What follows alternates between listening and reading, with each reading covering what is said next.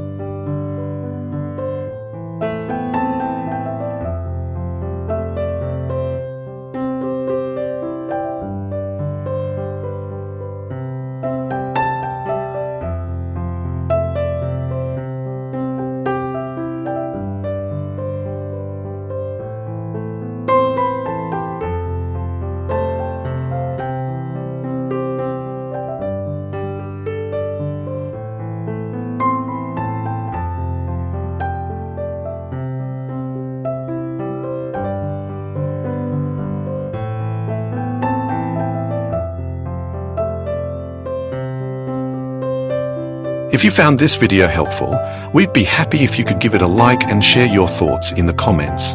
Your support really motivates us and helps YouTube recommend this video to other painting lovers. Thanks so much for being with us.